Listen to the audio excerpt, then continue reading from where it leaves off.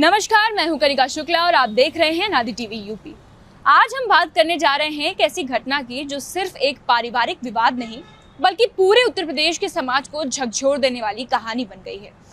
एक तरफ घर में शादी की शहनाइयां बज रही थी और दूसरी तरफ वृद्धाश्रम में एक माँ की मौत की खबर बेटों के पास पहुंचती है। लेकिन उसके बाद बेटों ने जो कहा उसे सुनकर हर कोई सन्न रह गया। अभी घर में शादी है, माँ के शव को 4 दिन फ्रीजर में रखवा दीजिए, शादी के बाद अंतिम संस्कार कर देंगे। अब आप खुद सोचिए, जहां माँ ने पूरी जिंदगी अपने बच्चों को सहारा दिया, पाल पोस के बड़ा किया, उसी माँ के पार्थिव शरीर को घर में जगह तक नहीं मिली। पर शादी की मस्ती जरूरी थी और यहीं से ये मामला सोशल मीडिया पर आग की तरह फैल जाता है। किसी ने दर्द जताया, किसी ने नाराजगी जताई और किसी ने सवाल उठाया कि क्या आज बच्चों के पास अपने माता पिता के लिए समय ही नहीं बचा। आपको बता दें कि 17 महीने से जौनपुर के वृद्धाश्रम में रह रहे भूआल गुप्ता और उनकी पत्नी शोभा देवी घर परिवार से अलग जीवन काट रहे थे। 19 नवंबर को शोभा देवी की किडनी फेल होने से मौत हो जाती है। एक टूटा हुआ पति अपने कांपते हाथों से बेटों को फोन करता है और कहता है कि बेटा, माँ चली गई, आकर अंतिम संस्कार कर दो।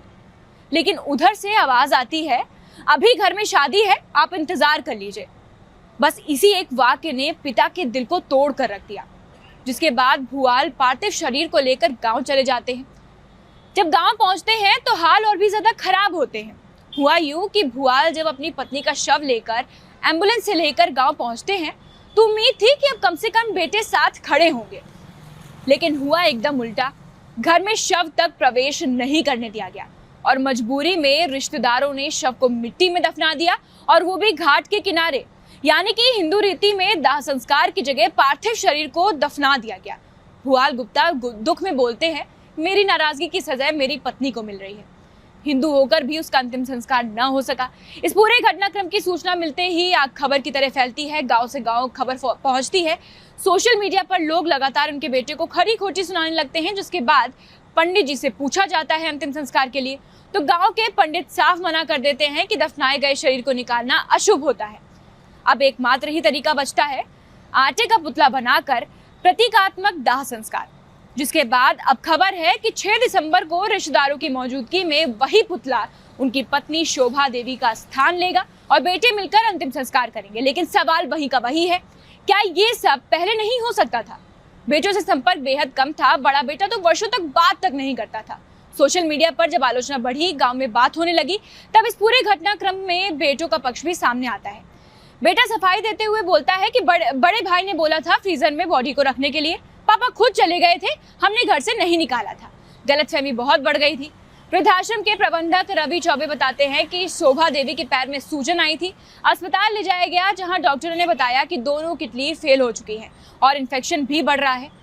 खैर, एक पिता ने भले ही अपने बेटों को माफ कर दिया हो, लेकिन सोशल मीडिया पर प्रतिक्रियाएं अभी भी तेज चल रही हैं।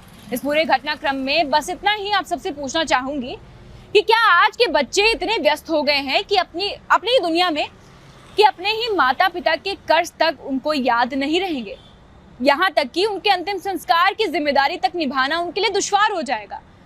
भूआल गुप्ता और शोभा देवी की कहानी सिर्फ एक परिवार की कहानी नहीं, बल्कि हर उस समाज के, हर उस इंसान के लिए चेतावनी है जो रिश्तों की अहमियत भूलकर बस दिन प्रतिदिन की भागदौड़ में उलझ जाते हैं। कहानी यहीं खत्म नहीं होती, लेकिन इसका सवाल और दर्द कई दिलों में अभी भी जीवित है। अब आप सबसे खाली इतना ही पूछना चाहूंगी, आप सबके लिए प्रश्न छोड़ के जा रही हूँ, आपकी क्या राय है इस पूरे घटनाक्रम में? हमें कमेंट बॉक्स में जरूर बताइएगा और ऐसी तमाम अपडेट्स के लिए बने रहना नादी टीवी यूपी के साथ। धन्यवाद।